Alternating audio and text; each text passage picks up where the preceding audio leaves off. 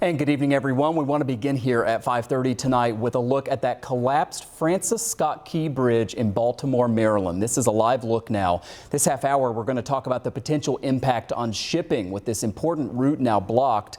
And we hear from an engineering expert. But first, we want to get the very latest from the scene.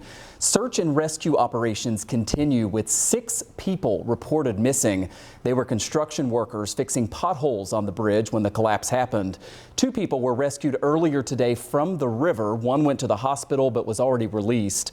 It does not appear there were any drivers on the bridge because Maryland Transportation Authority police actually shut down traffic when the cargo ship issued its mayday. That was moments before the crash.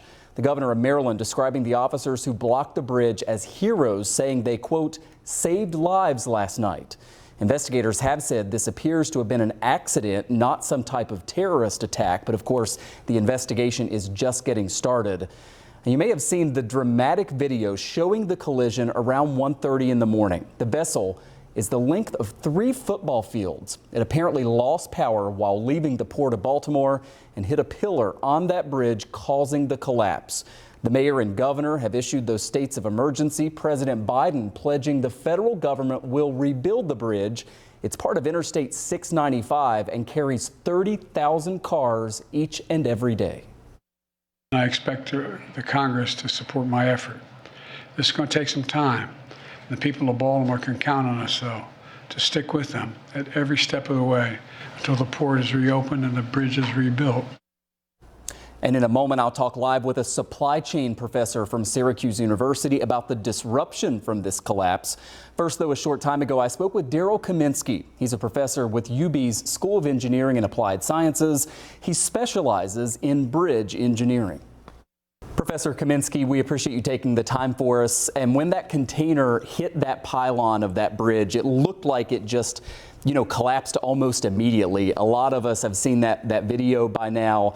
What did you think as an engineer who studies this stuff closely? What just went through your mind when you saw that happen?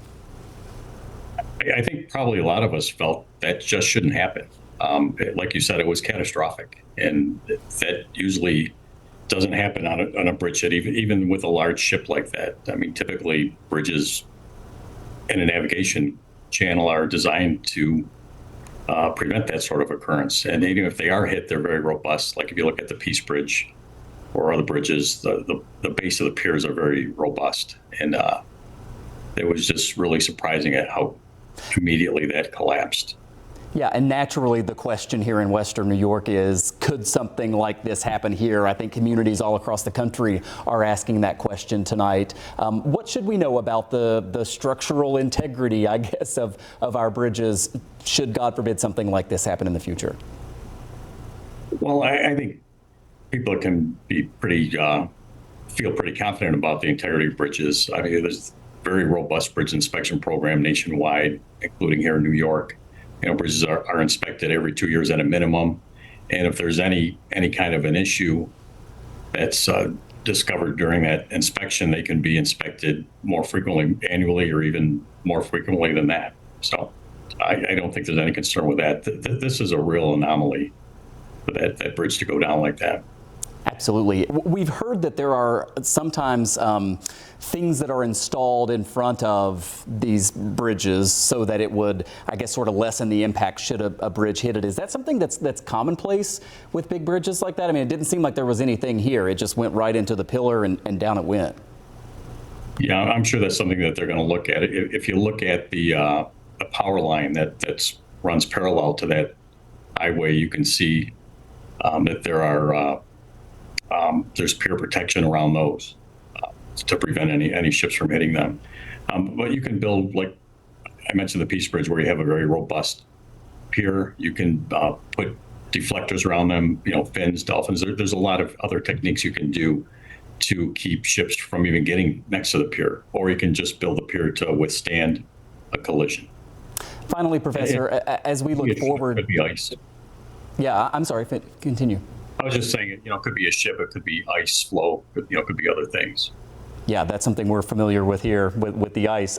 Finally, let me ask you about moving forward. I know that you haven't been able to closely study this bridge. We know 30,000 cars a day used it. I mean, it's a years-long process normally to rebuild something like this, right?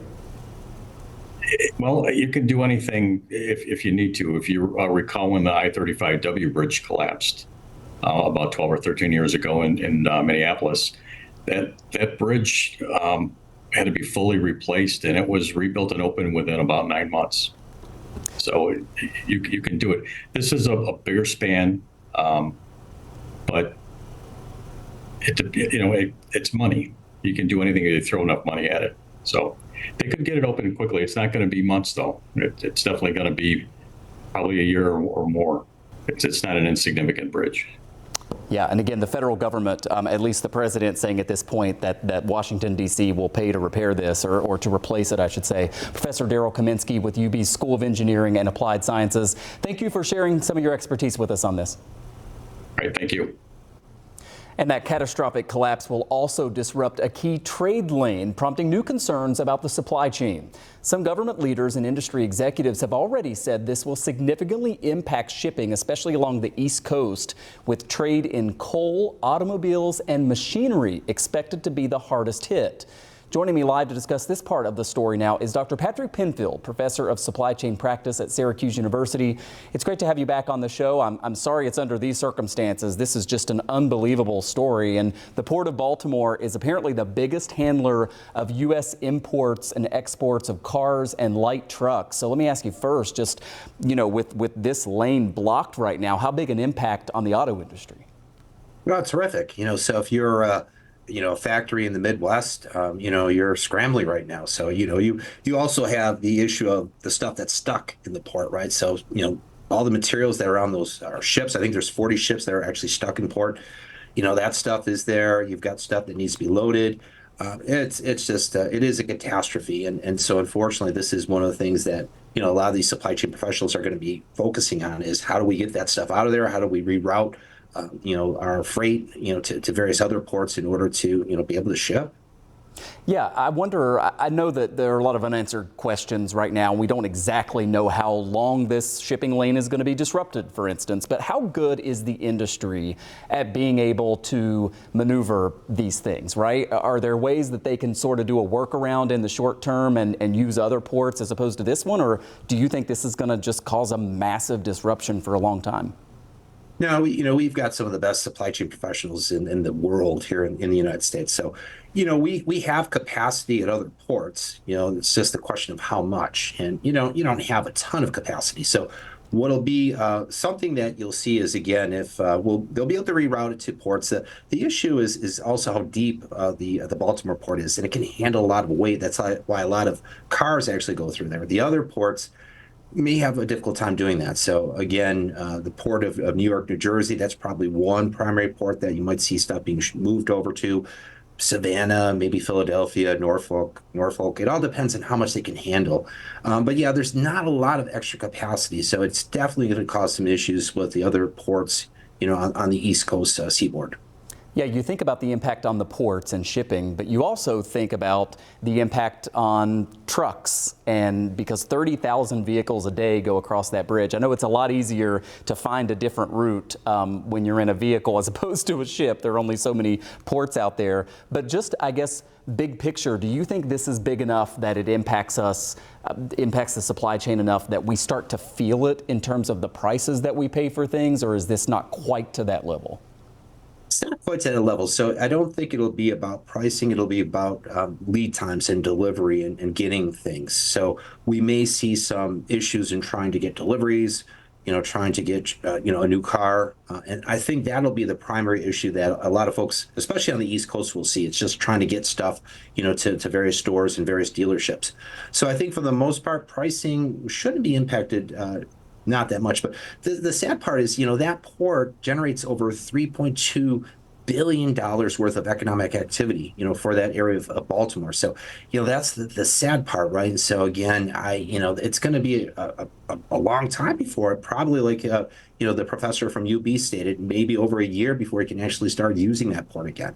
And that's just because of all the mangled steel that you see in your picture, right? Which is just horrific.